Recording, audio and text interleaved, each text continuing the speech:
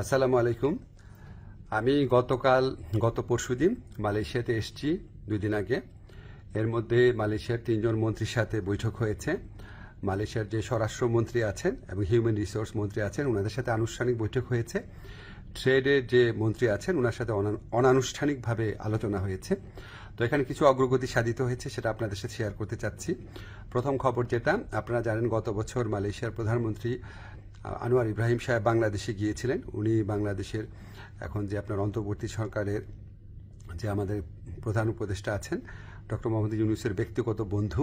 তো উনি তখন প্রতিশ্রুতি দিয়েছিলেন যে গত বছর যেই বাংলাদেশি শ্রমিকরা মালয়েশিয়াতে আসতে পারে নাই শেষ মুহূর্তে, তাদেরকে উনি মালয়েশিয়াতে আসার সুযোগ করে দিবেন। এটা নাম্বার ছিল 17,000-এর মতো। তো এটার ভিত্তিতে আমরা অনেক আলোচনা করেছি। তো তারা বলেছে তারা ব্যাচ ওয়াইজ নিবে। তো প্রথম ব্যাচ হিসাবে 7,926 জনের তালিকা ওনারা চূড়ান্ত করেছেন এবং এটা খুব অল্প সময়ের মধ্যে ওনাদেরকে মালয়েশিয়াতে কাজ করার সুযোগ দেওয়া যাবে, এই প্রক্রিয়া শুরু করে দিয়েছেন ওনারা। সেকেন্ড যে নিউজটা, ভবিষ্যৎ কর্মসংস্থানের ক্ষেত্রে আমরা বিভিন্ন সূত্রে জেনেছি আগামী কয়েক মাসে মালয়েশিয়া 1 থেকে 1.5 লক্ষ বিদেশি শ্রমিক নিতে পারে।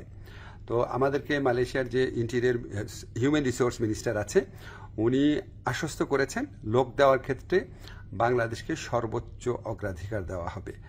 বাংলাদেশ থেকে সবচেয়ে বেশি লোক নেবেন ওনারা, যেটুকু আশ্বাস আমরা পেয়েছি। তো আমরা অনুরোধ করেছিলাম বাংলাদেশে যারা রিক্রুটিং এজেন্ট আছে তাদের সবার জন্য যেন উন্মুক্ত করে দেওয়া হয়, যাতে সবাই লোক পাঠানোর সুযোগ নিতে পারে।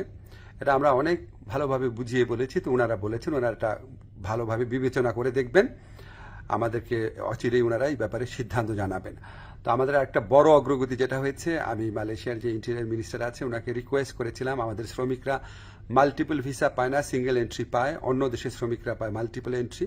তো ওটা নিয়ে বেশ কিছুক্ষণ কথা হয়েছে। উনি আমাদেরকে শুধু প্রতিশ্রুতি দেন নাই, ওনার সাথে যারা কর্মকর্তারা ছিল তাদেরকে এই ব্যাপারে দ্রুত পদক্ষেপ নেওয়ার জন্য নির্দেশ দিয়েছেন।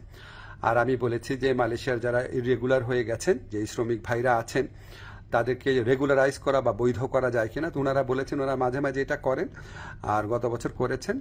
আর ওনারা বলেছেন যে যাদের পাসপোর্ট এক্সপায়ার্ড হয়ে যায়, ভিসা এক্সপায়ার্ড হয়ে যায়, তাদের ক্ষেত্রে এটা হয়তো করা সম্ভব হবে না। তখন আমি বলেছি দেখেন অনেক সময় আছে যে মালিকের গাফলতির কারণে বা মালিকের ত্রুটির কারণে এটা হয়, তো সেগুলি আলাদাভাবে বিবেচনা করা যায় কিনা। ওনারা প্রতিশ্রুতি দিয়েছেন, ওনারা এটা বিবেচনা করে দেখবেন। এছাড়া আমরা আরও কিছু বিষয় নিয়ে আলোচনা করেছি, যেমন আমরা বলেছি যে এখানে যে আপনার সিকিউরিটি গার্ড আছে বা কেয়ার গিভার আছে বা নার্স আছে, বাংলাদেশ থেকে নেওয়া যায় নাকি, স্কিল্ড ওয়ার্কফোর্স নেওয়া যায় নাকি। ওনারা আগ্রহ দেখিয়েছেন, এ ব্যাপারে আমাদের আলোচনা অব্যাহত থাকবে। তো আমরা মোটামুটি আশাবাদী এবং আমরা মনে করি যে এই যে এতটা ফলপ্রসূ একটা আলোচনা হলো, সেটা আমাদের প্রধান উপদেষ্টার অবশ্যই উনার বন্ধুত্ব, উনার গাইডেন্স আছে, উনার যে বন্ধুত্ব আছে মালয়েশিয়ার প্রধানমন্ত্রীর সাথে, উনার যে গাইডেন্স আছে আমাদের প্রতি, আপনাদেরকে জানাচ্ছি।